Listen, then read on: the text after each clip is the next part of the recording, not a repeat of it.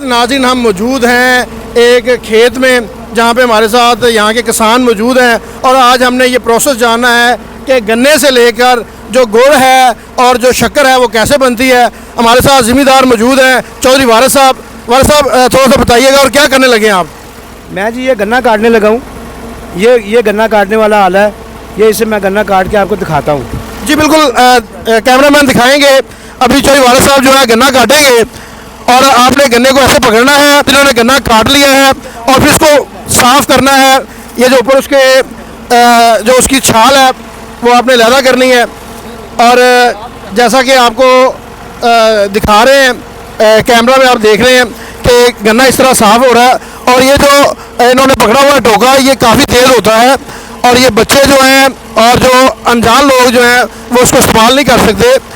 और ये आपने सारा जो इस तरह से गन्ना जो है, एक चीज़ यहाँ मैंने और देखी है, चौधरी असगर जट साहब हमारे साथ मौजूद हैं। चौधरी साहब ये गन्ना बड़ा लंबा है, ये तो इंसान से बड़ा है, ये कोई गन्ने छोटे होते हैं और कोई ये क्या माजरा है? ये ना गांव साथ है, गांव इसको कहते हैं न्याय की ज़मीन। न्याय की ज़मीन है, इसमें कलर बहुत ज़्यादा होता है तो इसलिए गन्ना बहुत कद कर गया, बहुत ज़्यादा लंबा हो गया है। लिहाजा भी अच्छा है, जो आजकल भी आ रहे हैं ना वो वैसे भी कद ज़्यादा कर रहे हैं, तो ये बात है, इसीलिए ये बड़ा गन्ना हो जाता है इसी वजह से। अच्छा, मेरा कैमरामैन अगर आपको दिखाए तो गन्ना जो है जो काटा है वारिस साहब ने वो अब तकरीबन जो जितना काबिल इस्तेमाल है वहाँ तक पहुँच गए। अब ये जो गन्ना आपने काटा है वो जो ऊपर वाला जो हिस्सा है इसका जो ग्रीन है, ये जानवरों को इसका चारा बना के भी डाल लेते हैं और अब ये इस तरह से ये ट्रैक्टर लगा के ये गन्ना जो है ले आए जी। ये जिसको क्या कहते हैं?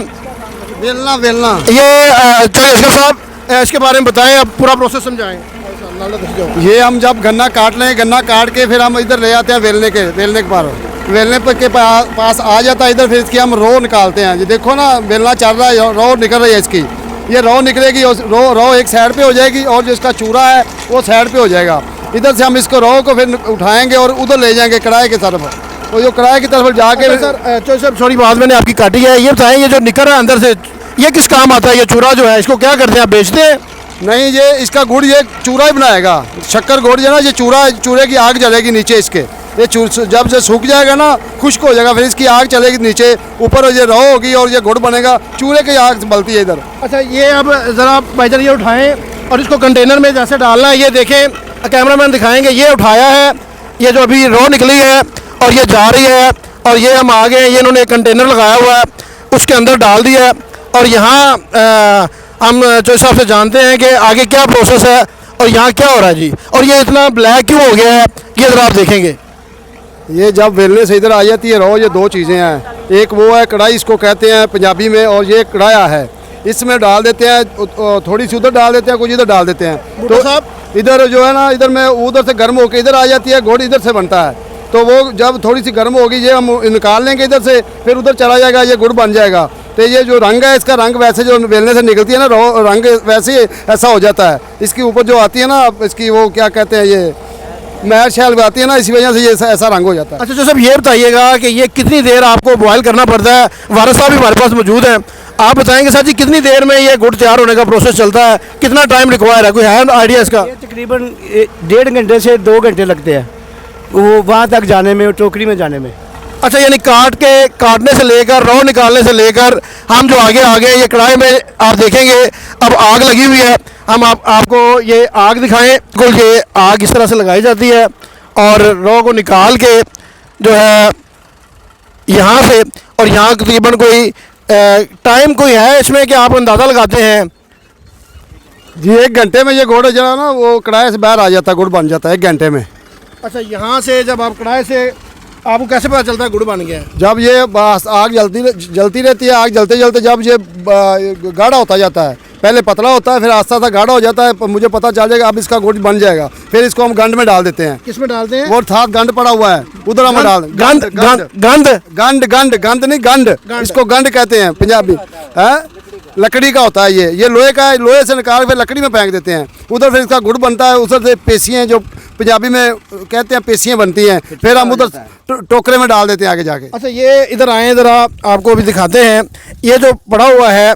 अब सर जी कितनी देर में आप जो है इसको इसकी ये बनाएंगे, ये पेथियाँ जो हैं आधे घंटे बाद। इसमें क्या डाल रहे हैं, ये पानी है?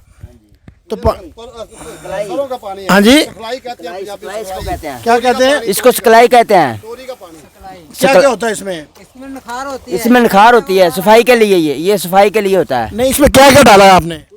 कुछ भी नहीं डाला, पानी आई और ये बूटी आई, इधर से होती है जंगल में। इस बूटी का क्या नाम है? सकलाई, पिंडी तोरी। अच्छा, पिंडी तोरी जो हम खाते हैं वो है? कोई नस्ल होती है और होती है ये। अच्छा अच्छा, या आप बताएं ये क्या है? जो भाई वो बना रहा है वो इसकी मैल निकालने के लिए है।